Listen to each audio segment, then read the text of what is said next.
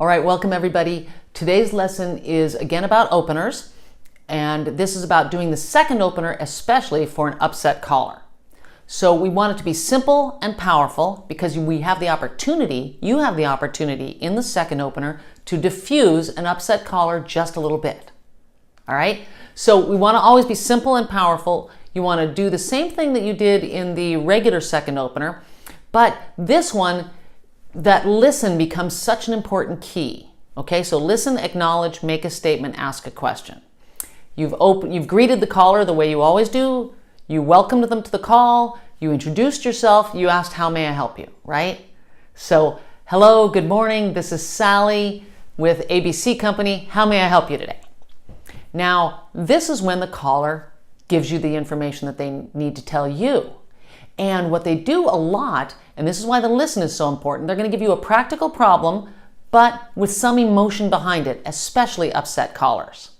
All right, so this is all about how to handle that upset caller with that second opener. Okay, so and you've had this happen to you before, right? You've had many customers with the same problem, but completely different levels of emotion, right? Some people are like, hey, can you fix that for me? And some people are like, I'm really upset about this, right? And although the solution is the same, you need to handle the caller with empathy, and it has to be the correct empathy for the way they displayed their emotion. So how do you do that? You listen, okay? And then, we talk about empathy a lot, and we're asking you to be empathetic. What I'm saying is you can't fake empathy. So be real with the callers. You want to help. It's your job to help. You want to be good at your job. So that's what you want to convey with this second opener once they give you this problem. Saying again something like, I understand completely what you're asking. Right? There's a little emotion in that.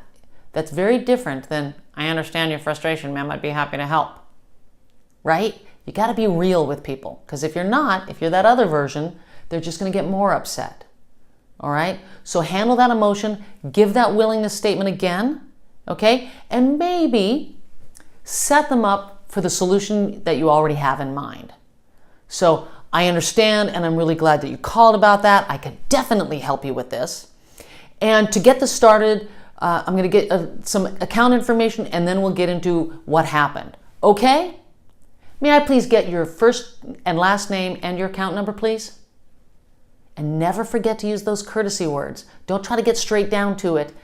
Make sure you still remember to say may I and please when asking them for that account information. Okay? Be ready for that. Because the upset caller needs to be acknowledged that they're upset, not just that you have a solution to their problem. And you can only hear that if you start that LAMA with a really good listen. Is this an easy problem? Is this something you've handled a million times? Maybe. But is the caller angry or upset about it? Are they confused? They're going to display lots of different emotions. Anger, fear, anxiety, whatever. And your acknowledgement has to match that need. Okay? That's why this is so important, and it works so well. So that customer care agent that you've worked with that said, I understand your problem, ma'am, I'd be happy to help you with that. Ma'am, please have your name. That person really just made you more upset. But instead, welcome it and acknowledge it. Okay? I understand exactly what you're asking, ma'am. I'd be happy to work with you on that. Let's get a few pieces of information before we get to the solution so I can find your account. Okay? Great. May I please have your first and last name? So let them know you're going to help, you're happy to help. Same kind of willingness statement, but with the correct matching emotion. And by the way, you can't fake this for very long. So I'm not asking you to act, I'm asking you to be real. And you can practice how to be real with certain situations. I know you can. You've all had a couple of really upset customers in the past, right? Use them as your examples. How could you have acknowledged them stronger and clearer and acknowledged not just the problem, but the emotion behind the problem? Okay? Because back to the three-party promise, all solutions that really work have to work for all three parties.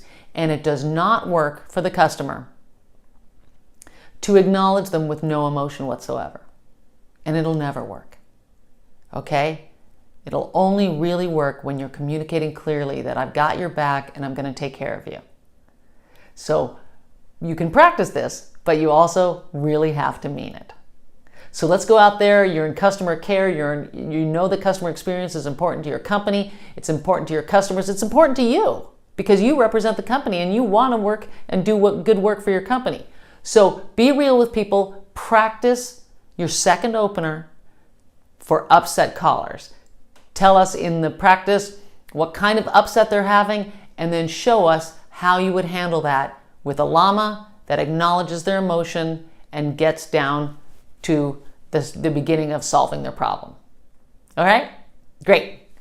We'll see those examples soon. Can hardly wait.